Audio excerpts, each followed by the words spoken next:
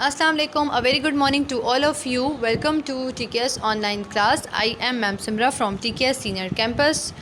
Subject is science. Today's good message is stars cannot shine without darkness. Before starting the lecture, I will recall the name of the present students. So the present students are Azan Khan, Abdul Bari, Fatma Waqas, Hurab, Jamila Daud, Laloma, Muhammad Hadi Manahil, Muhammad Abbas, Mohammad Khan, Musawwir Shah, Saif, Warda Zubair, Zeba, Zareem, Mohammad Shayan and Meerab. Okay, everybody take out your science book in front of you and hold your pencil in your hand. हम chapter number 3 पढ़े थे. कल हमने जो है respiratory system के बारे में पढ़ा था और रिस्पायरेटरी सिस्टम में रेट्स ऑफ ब्रीथिंग तक हम पढ़ चुके थे. Page number 25. Now open page number 26. The first paragraph is, as we start running our breathing becomes deeper and faster. Similarly, this happens when we are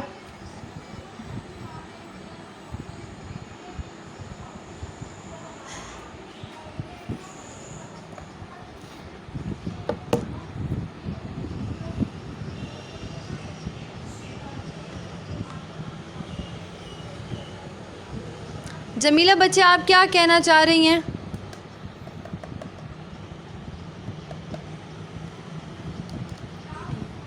unmute your mic Jamila. Unmute your mic Jamila बच्चे.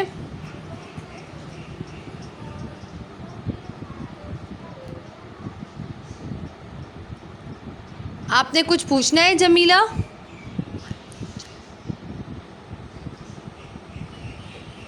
Okay. As we start running our breathing become deeper and faster. जैसे जैसे आप भागते रहते हो, आप जब भाग के वापस एक जगह खड़े हो जाते हो या बैठ जाते हो तो आपकी ब्रीथिंग सिस्टम जो है वो फास्टली जो है वो होता रहता है. ठीक है, जैसे मैंने आपको बताया कल, जैसे आपने किया, आपको मैंने कहा आप एक चेयर पे बैठ जाओ और अपनी ब्रीथिंग काउंट करो कि आप कितनी बार ब्रीथ कर रहे हो. इसके बाद फिर मैंने आपको कहा कि आप भागो और भागने के बाद अपनी ब्रीथिंग जो है काउंट करो. तो आप सब ने कहा कि भागने के बाद वाली जो ब्रीथिंग होगी वो ज़्यादा होगी. ठीक है, इसी तरह यहाँ पर भी कह रहे हैं कि जब आप भागते हो तो आप भाग के जब एकदम रुकते हो या भाग भी रहे होते हो तो आपकी ब्रीथिंग जो है वो फास्टली हो रही होती है. ठीक है. Similarly, this happens when we are playing, eating and exercise or doing any other strenuous activity. Strenuous activity वो एक्टिविटी होती है जिसमें आपकी एनर्जी लेवल जो है यूज़ हो रहा होता है. ठीक है, आपका एनर्जी लेवल आप यूज़ कर रहे होते हो, उसको कहते हैं. ठीक है. As we start running or exercise, our breathing rate becomes 50-60 times a minute. When we are rest or reading a book और writing our breathing rate is normal about 20 to 25 times a minute. कहते हैं अगर आप भाग रहे हो, exercise कर रहे हो या कोई भी एक्टिविटी, कह रहे हैं कि अगर आप भाग रहे हो, कोई एक्सरसाइज कर रहे हो या कोई एक्टिविटी परफॉर्म कर रहे हो जिसमें आप जो है अपना फोर्स यूज़ कर रहे हो, अपना एनर्जी लेवल यूज़ कर रहे हो, वहाँ पर आपका ब्रीथिंग रेट जो होगा वो 40 to 60 टाइम्स जो है वो ज़्यादा होगा. ठीक है, मतलब फास्टली होगा. और अगर आप एक जगह बैठे हुए हो, रिलैक्स बैठे हुए हो, बुक रीड कर रहे हो या आराम से रिलैक्स टीवी देख रहे हो या जो कुछ भी कर रहे हो, रिलैक्स बैठे हुए हो, तो आपका ब्रीथिंग जो रेट होगा वो नॉर्मल होगा, 20 to 25 टाइम्स होगा. ठीक है, 1 मिनट में. अच्छा, Our positions can also affect the rate of breathing. For example, when we move higher from sea level, there is less oxygen entering the lungs. इसी तरह आपको कहते हैं कि हमारे मूव करने से भी हमारे जो ब्रीथिंग सिस्टम है उस पर इफ़ेक्ट होता है. जैसे अगर फॉर एग्जांपल आप सी लेवल्स की तरफ मूव कर रहे हो, सी लेवल्स की तरफ मूव कर रहे हो मतलब फॉर एग्जांपल आप हाइट की तरफ मूव कर रहे हो. ठीक है, ज़्यादा हाइट पर जो है ऑक्सीजन लेवल जो है वो कम हो जाता है. फॉर एग्जांपल जैसे हाइकिंग वगैरह करते हैं, जो माउंटेन्स क्लाइंब करते हैं उसको हाइकिंग कहते हैं. अगर आप हाइकिंग कर रहे हो, हाइट पर जा रहे हो, तो वहाँ पर ऑक्सीजन जो है वो कम हो जाता है, तो आपका ब्रीथिंग रेट जो है वो फास्टर होता है. आप ज़्यादा फास्टली जो है ब्रीथिंग स्टार्ट कर देते हो. ठीक है. Yes Mohammad Khan, unmute your mic. Excuse me ma'am. जी बच्चे. जी बच्चे, आपको मेरी आवाज़ आ रही है? मोहम्मद जी बोलें।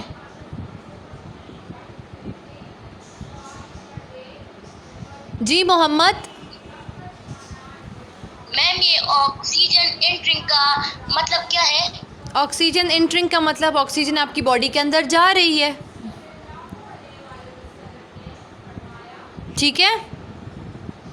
Yes ma'am. आप ऑक्सीजन इनहेल करते हो ना, इनहेल का मतलब है कि वो आपकी बॉडी के अंदर इंटर हो रही है, ठीक है। नोज से, माउथ से ऑक्सीजन जो है वो आपकी बॉडी के अंदर इंटर हो रही है, ठीक है मैम। जी। जी बच्चे,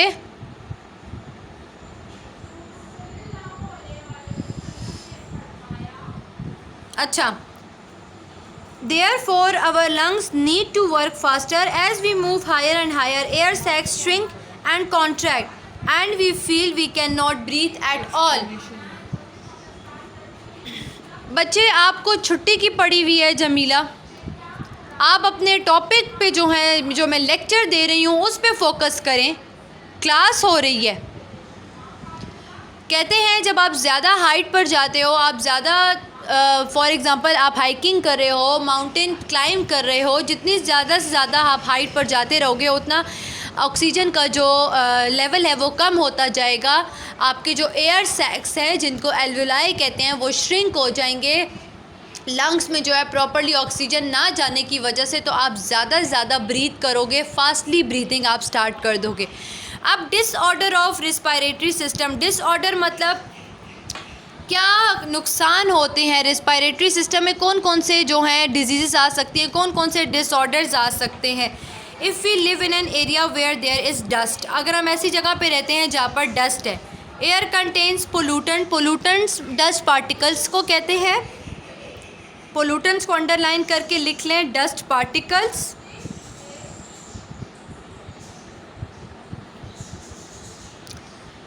और peoples around us are smokers. We are putting a lot of strains on our respiratory system. All these factor affects our respiratory system and cause the following disorder. अगर हम ऐसी जगह पे रहते हैं जहाँ पर डस्ट है या जहाँ पर डस्ट पार्टिकल्स हैं, या वो लोग वहाँ पर रहते हैं जो कि स्मोकर्स हैं या स्मोकिंग करते हैं, ठीक है। तो स्मोकर्स जो होते हैं, अगर कोई स्मोक करता है तो वो अपने लंग्स को भी इफ़ेक्ट कर रहा है। इसके अलावा उसके इन्वायरमेंट में जो प्रेजेंट पीपल हैं, उसके आसपास जो लोग मौजूद हैं, वो उनको भी जो है डिस्ट्रॉय कर रहा है, उनको भी डैमेज कर रहा है। क्योंकि स्मोकिंग करने से जो धुआं एटमॉस्फेयर में प्रेजेंट होता है वो धुआं जो है फिर लोग जो हैं उस धुएं को इनहेल कर लेते हैं। ऑक्सीजन, जब आप ऑक्सीजन इनहेल करते हो, अगर स्मोकिंग का वो धुआं ऑक्सीजन एटमॉस्फेयर में प्रेजेंट है, तो जब आप सांस ले रहे हो तो ऑक्सीजन के साथ साथ वो धुआं भी आपके अंदर जा रहा है, तो वो आपके लंग्स को क्या कर रहा है, इफ़ेक्ट कर रहा है, डैमेज कर रहा है, डिस्ट्रॉय कर रहा है, ठीक है। Asthma, what is asthma? Asthma causes bronchial tubes to become narrow due to the inflammation.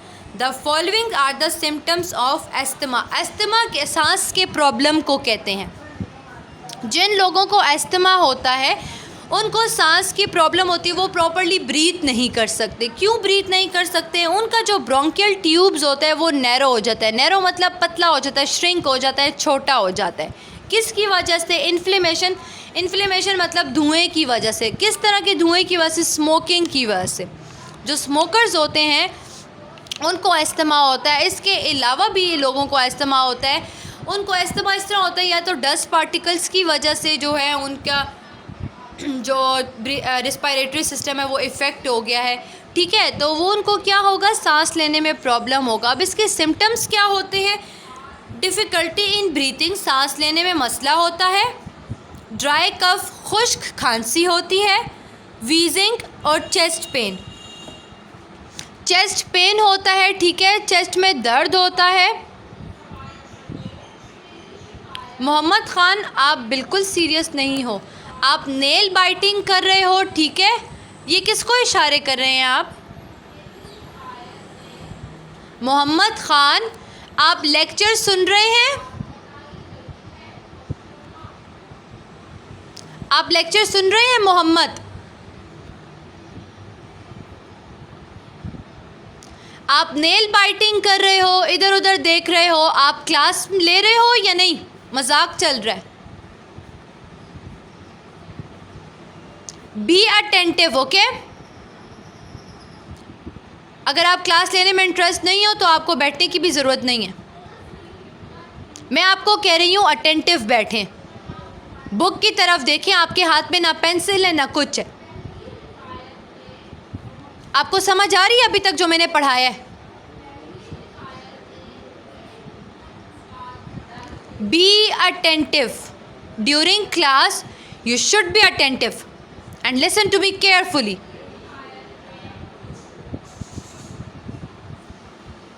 Common cold. A microorganism called virus affect the respiratory system resulting in cold and flu. Cold and flu, नज़ले ज़ुकाम की बात कर रहे हैं। एक आपके पास common micro organism है जो कि वायरस कहलाया जाता है। उस वायरस की वजह से जो है आपको नज़ला और ज़ुकाम होता है। उसके सिम्टम्स हैं सॉर थ्रोट एंड कफ, गला दुखता है और खांसी होती है, फीवर होता है, जॉइंट्स दुखते हैं और रनिंग नोज़, मतलब मुसलसल नाक जो है वो बहता रहता है कॉमन कोल्ड में। कॉमन कोल्ड जब आपको होता है, नज़ला ज़ुकाम जब आपको होता है तो आप जो हो सांस लेने में आपको प्रॉब्लम होता है क्योंकि नाक आपका बंद होता है, जिसकी वजह से सांस लेने में आपको प्रॉब्लम होता है। ठीक है, okay. Now comes to page number 27. Generally the common cold completes a cycle of a few days and fades away. Fades away मतलब गायब हो जाता है, चला जाता है। जब वो अपना पूरा साइकिल कंप्लीट कर लेता है तो वो ख़ुद ब खुद जो है वो गायब हो जाता है। ठीक है। However it can lead to pneumonia without proper care and prevention. अगर आप कॉमन कोल्ड की प्रॉपर केयर नहीं करते हो, मेडिसिन टाइम पे नहीं लेते हो, ध्यान नहीं रखते हो तो निमोनिया हो सकता है उससे। ठीक है। What is pneumonia? In pneumonia Airways become narrow because the fluid accumulation in alveoli. Pneumonia में क्या होता है कि एयरवेज जो होते हैं, जो पाथवे होते हैं, वो नैरो हो जाते हैं। नैरो मतलब श्रिंक हो जाते हैं, पतले हो जाते हैं, जिसकी वजह से फ्लूइड आ जाता है। कहाँ पर? एल्वुलाई में फ्लूइड आ जाता है। ठीक है। Smoking can also damage the respiratory system. ये सबको पता है कि स्मोकिंग की वजह से रिस्पायरेटरी सिस्टम डैमेज होता है। Disorders cause by smoking include inflammation of bronchial tubes and damage alveoli. Lung cancer भी होता है स्मोकिंग की वजह से। इसके अलावा जो एल्वुलाई हैं वो डैमेज हो जाते हैं, ब्रोंकियल ट्यूब्स जो हैं वो डैमेज हो जाती हैं, नैरो हो जाती हैं, श्रिंक हो जाती हैं, जिसकी वजह से ब्रीथिंग में प्रॉब्लम होता है, लंग्स को प्रॉपर ऑक्सीजन नहीं मिलता और लंग्स डैमेज होना स्टार्ट हो जाते हैं। Being in smoking environment can also affect our lungs when people inhale smoke from cigarettes smoked by others.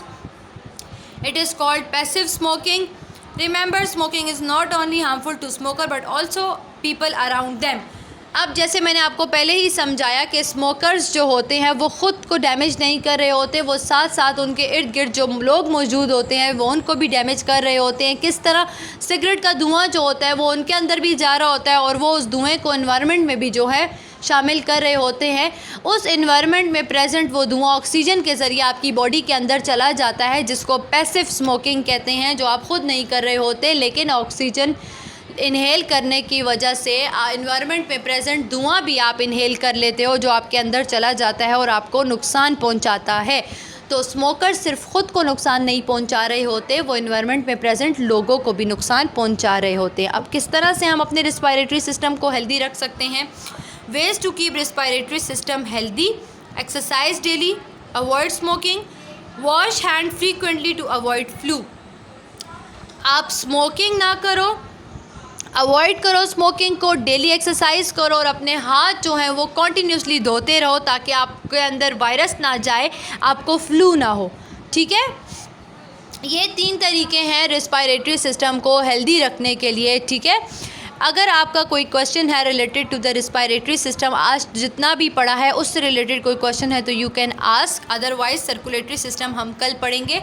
अच्छा, आपको एक और चीज़ मैंने समझानी है। आप सब ने जो है क्वेश्चन आंसर्स कर लिए हैं, ठीक है। आज जो मैं होमवर्क आपको दे रही हूँ वो आप ज़रा समझ में डाल लें ताकि आपको समझ आए। आपने इस तरह जो है नेक्स्ट यहाँ पर आपके क्वेश्चन आंसर्स ख़त्म हो गए, इस पेज पर सबके यहाँ क्वेश्चन आंसर्स ख़त्म हो गए। नेक्स्ट पेज पे आपने जाना है। नेक्स्ट पेज पे आपने यहाँ पर आज की डेट, आज का डे लिखना है, डेट लिखनी है और डेट मेंशन करें, क्लास वर्क मेंशन करें, वेडनेसडे नोट करें, लिखें draw a diagram of animal tissues. यहाँ पर आपने क्वेश्चन लिख लिया। ब्लैंक पेज पर आप लोग आ जाओ।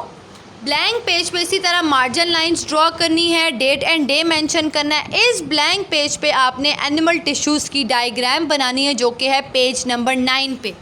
मैं आपको बता देती हूँ, इस तरह आपने क्वेश्चन लिखना है लाइंस वाले पेज पे, इस तरह आपने ब्लैंक पेज पे जो है मार्जिन लाइंस लगाकर डायग्राम ड्रॉ करनी है। चैप्टर नंबर 2 में पेज नंबर 9 पर आपके पास एनिमल टिश्यूज़ की डायग्राम प्रेजेंट है, जो कि ये 4 डायग्राम है। ये चारों डायग्राम आपने अपने कॉपी पे बनानी है, ठीक है। पेज नंबर 9 चैप्टर नंबर 2, ठीक है। Draw a diagram of animal tissues, तो एनिमल टिश्यूज़ की डायग्राम आपने पेज नंबर 9 से बनानी है फ्रॉम चैप्टर नंबर 2, ठीक है।